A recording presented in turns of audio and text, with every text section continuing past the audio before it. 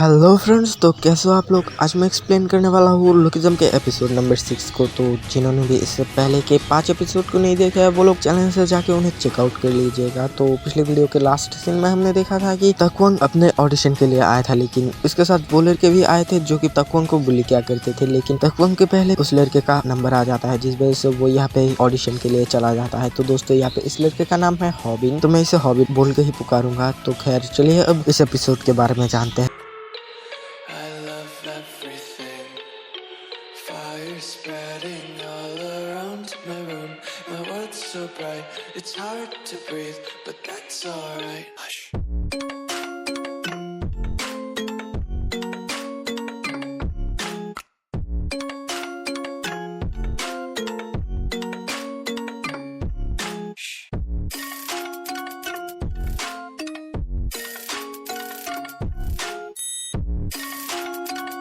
तो एपिसोड के शुरुआत में हम म्यूजिक कंपनी के ओनर को देखते हैं जो कि यहाँ पे हॉबिन का ऑडिशन ले रहे थे, और वो यहाँ पे हॉबिन को फाइनल कर लेते हैं कि वो अपना अगला स्टार हॉबिन को ही बनाएंगे। और तभी वो अपने असिस्टेंट से पूछते हैं कि क्या इसके बाद भी कोई ऑडिशन है, जो देखकर यहाँ पे वो असिस्टेंट कहता है कि हाँ सर, इसके बाद और एक ऑडिशन है। लेकिन म्यूजिक कंपनी का ओनर जब तक्वंग की फोटो को देखते हैं तो वो देख के ही ये म्यूजिक कंपनी का ओनर उसे लेने से मना कर देता है, और यहाँ पे ये म्यूजिक कंपनी का ओनर तक्वंग के ऑडिशन लिए बगैर ही उसे भेज देते हैं। तो इस चीज से तक्वंग को बहुत ज्यादा बुरा लगता है। और इसके बाद हम बस का सीन देखते हैं जहाँ पर तक्वंग बैठ के अपना नया रैप लिख रहा था। तो दोस्तों यहाँ पे ये जो तक्वंग कैरेक्टर है इसका मेंटल स्ट्रेंथ बहुत ज्यादा है। मतलब इसको सोसाइटी के लोग कुछ भी बोल जाए ये वही करेगा जो इसका मन इससे बोलेगा। मतलब ये अपना पाक का बॉडी की तरह ही है, लेकिन इसका कॉन्फिडेंट लेवल पाक से भी बहुत ज्यादा हाई है। तो खैर इसके बाद हम उस बस के ड्राइवर को देखते हैं, एक बिल्ली की वजह से बहुत जल्दी में ब्रेक मारता है, और इस वजह से यहाँ पे तक्वंग की पीछे खड़ी लड़की उसके सामने आके गिर जाती है। और ऐसा देख के तक्वंग यहाँ पे उस लड़की को अपने पास बैठने के लिए ऑफर करता है, लेकिन यहाँ पे वो लड़की तक्वंग के चेहरे को देख के चीख उठती है और वो उस बस से निकल जाती है। तो इस चीज से तक्वंग के उस बस में बहुत ज्यादा बेइज्जती हो जाती है, और सब लोग यहाँ पे तक्वंग को लेके बातें बनाने लगते हैं कि उस लड़की का डरना भी जायज था। अगर कोई ऐसे चेहरे को देखेगा तो वो तो डरेगा ही। और इन सब चीजों से तक्वंग को भी बहुत ज्यादा बुरा लगता है, क्योंकि बेचारे को अभी अभी ऑडिशन से निकाल दिया गया है और अब उसके साथ इतना कुछ। तो खैर इसके बाद हम रात का सीन देखते हैं जहाँ पर तक्वंग अभी अपना नया रैप लिख रहा था, और ये पे हम तक्वंग के घर में देखते हैं जहाँ पर वो अपने दादी के साथ रहता है। और दोस्तों यहाँ पे तक्वंग की दादी एक स्टॉल चलाती है, और उस स्टॉल की कमाई से ही इनका घर चलता है। मेन बात ये है कि दोस्तों यहाँ पे तक्वंग की फैमिली की फाइनेंशियल कंडीशन भी उतनी ज्यादा अच्छी नहीं है, जिस वजह से यहाँ पे तक्वंग अपने मन ही मन कहता है कि दादी अब चिंता मत कीजिएगा, मैं आपको ज्यादा दिनों तक काम नहीं करने दूंगा। इसके अगले दिन हम तक्वंग को स्कूल में देखते हैं जहाँ पर वो स्कूल फेस्टिवल के एक पोस्टर को देख रहा था, और तभी वहाँ पे पाक आता है, और पाक यहाँ पे तक्वंग से हाई हेलो करता है। लेकिन यहाँ पे इन दोनों को साथ में देख के पीछे की दो लड़कियां बातें बनाने लगते हैं, और एक दूसरे से कहती है कि आखिर पाक इन जैसे लड़कियों के साथ कैसे बात करता है। तो ये सुनकर दूसरा कहती है कि क्या तुम समझे नहीं, स्कूल में इन जैसे जोकरों के साथ दोस्ती होना अच्छा होता है, क्योंकि इनकी मदद से तुम अपना कोई भी काम करा सकते हो। तो इन सब बातों से तक्वंग को बहुत ज्यादा बुरा लगता है, और वो यहाँ पे पाक से कहता है कि आखिर तुम मेरे साथ दोस्ती करने का नाटक क्यों कर रहे हो, हम दोनों को एक साथ देख के लोग बातें बनाते हैं, तो फिर प्लीज मुझसे दूर रहना। तो दोस्तों यहाँ पे जो ये लुक्स का मैटर है वो कोरिया में बहुत ज्यादा होता है। मतलब हमारे यहाँ पे भी होता है, लेकिन कोरिया में ये लुक्स बहुत ज्यादा एक्सट्रीम लेवल पे मैटर करता है, और इसकी वजह से कोरिया में लोग किसी मोटे पर्सन को ठीक तक्वंग की तरह ही ट्रीट करते हैं। मेरा मतलब शायद आप इस चीज से रिलेट ना कर पाओ, क्योंकि हमारे यहाँ लुक्स उतना ज्यादा मैटर नहीं करता। तो खैर इस चीज को जाने दीजिए, चलिए हम मेन स्टोरी के बारे में जानते हैं। तो इसके बाद हम तक्वंग के क्लास का सीन देखते हैं। तो दोस्तों यहाँ पे तक्वंग और पाक का क्लास अलग है। मतलब यहाँ पे दोस्तों ये जो तीन गैंग है इन तीनों का क्लास अलग है, जहाँ पर वास्को और पूरी बर्नकल गैंग आर्किटेक्चर क्लास में है, और पाक, जिंगसोंग, मीजिंग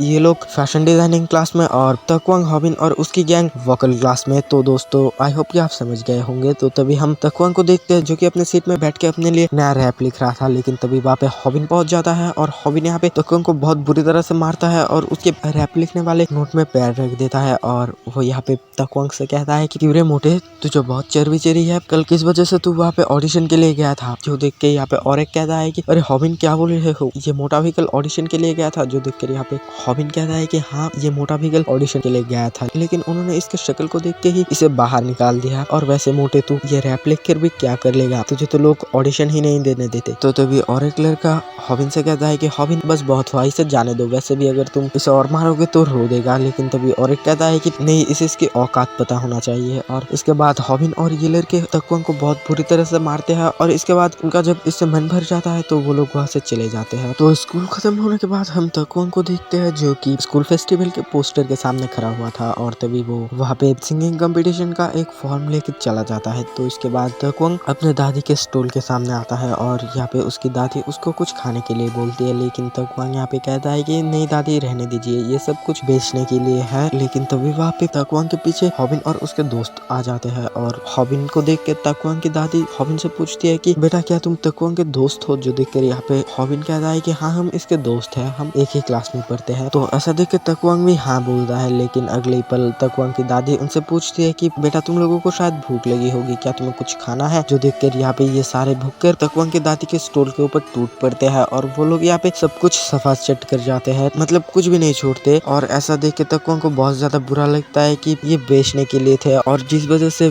तकवांग ने इन चीज को नहीं खाया, लेकिन इन सारे भुक्करों ने पूरे स्टॉल को खाली कर दिया। तो ऐसा देख के तकवांग की दादी कहती है कि तकवांग कोई बात नहीं है, और वैसे भी इस चीज से मैं आज घर जल्दी जा पाऊंगी। तो खाना खत्म होने के बाद तकवांग की दादी इनसे पूछती है कि बेटा रुको, मैंने तुम्हारे लिए कुछ खाना पैक कर दिया है, तो फिर इन्हें घर जाके खा लेना। और ये बोल के तकवांग की दादी बचे कुछ खाने को भी इनको पैक करके दे देती है। और इन सब चीजों से तकवांग को बहुत ज्यादा बुरा लगता है कि ये सब कुछ बेचने के लिए था, लेकिन इन्होंने सब कुछ खा लिया था। और दोस्तों तकवांग और उसकी दादी भी सिर्फ इस स्टॉल के सहारे ही जीते हैं, लेकिन आज बिल्कुल कमाई नहीं हुई। लेकिन तकवांग को और भी ज्यादा बुरा तब लगता है जब वो देखता है कि हॉबिन और उसके दोस्तों को उसके दादी ने जो खाना दिया था वो लोग थोड़ी दूर आते ही उन सारे खाने को डस्टबिन में फेंक देते हैं। तो इन सब चीजों से तकवांग को बहुत ज्यादा बुरा लगता है, लेकिन उसके लिए अभी बहुत कुछ सहना बाकी था, क्योंकि अगले दिन तकवांग स्कूल में आके देखता है कि हॉबिन के दोस्त यहाँ पे स्कूल के सारे बच्चों को ये बता रहे थे कि तकवांग के दादी के स्टॉल का खाना बहुत ज्यादा बुरा है और गलती से भी कोई उनके स्टॉल में ना जाए। और इन सारी चीजों से तकवांग के दादी के स्टॉल में भी बहुत ज्यादा नेगेटिव इम्पैक्ट पड़ता है। तो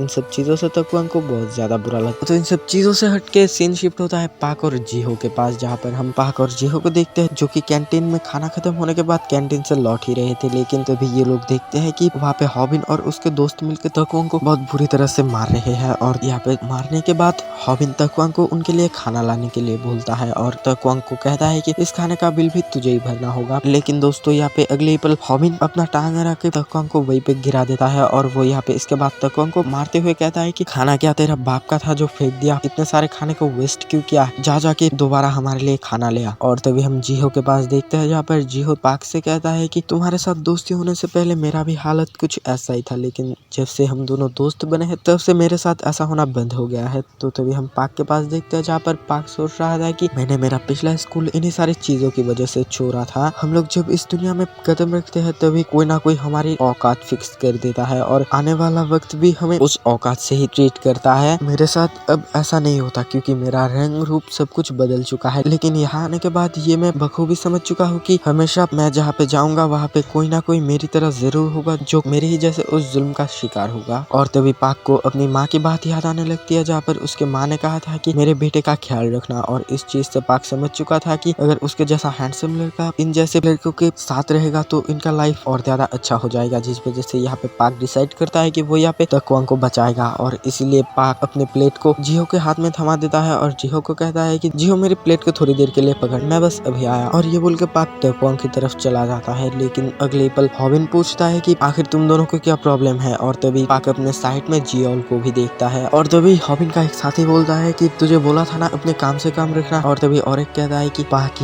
तू फिर से आ गया। लेकिन तभी हम वहाँ पे जिनसोंग को देखते हैं जो कि आगे आता है और कहता है कि चलो इस बार मैं पार्टी बदल के देखता हूँ। तो इन तीनों को एक साथ देख के हॉबिन का एक साथी कहता है कि जिनसोंग आखिर तुम इसके बीच में क्यों आ रहे हो। लेकिन तभी जिनसोंग अपने पीछे मेजिंग को देखता है और मेजिंग को देख के जिनसोंग यहाँ पे कहता है कि मेजिंग चिंता मत करो, मैं फाइट में नहीं जाऊंगा। असल में दोस्तों यहाँ पे मेजिंग जिनसोंग के साथ इसलिए नहीं रहती क्योंकि जिनसोंग हमेशा ही बेमतलब के फाइट में उलझ जाता है और इसलिए जिनसोंग यहाँ पे कुछ दिनों से फाइट नहीं कर रहा क्योंकि वो यहाँ पे मेजिंग को अपने पास चाहता है। और इसीलिए जिनसोंग अब मिजिंग को ये बोलता है और इन तीनों को एक साथ देख के हॉबिन यहाँ पे पार्क से कहता है कि ओए क्या तुझे पता है कि तू किससे उलझ रहा है। लेकिन तभी दोस्तों वहाँ पे एंट्री होती है वास्को भाई की और वास्को भाई यहाँ पे आके हॉबिन से कहता है कि ओए क्या तुझे पता है कि तू किससे उलझ रहा है। और दोस्तों यहाँ पे इन चारों को एक साइड में देख के सब लोग बहुत ज्यादा एक्साइटेड हो जाते हैं और कैंटीन में सब लोग एक साथ आके इन सब के फाइट के लिए इंतजार करने लगते हैं। लेकिन यहाँ पे वास्को और उसकी पूरी गैंग को देख के हॉबिन बहुत अच्छी तरह से समझ चुका था कि अगर वो यहाँ पे इनसे भिड़ता है तो उसके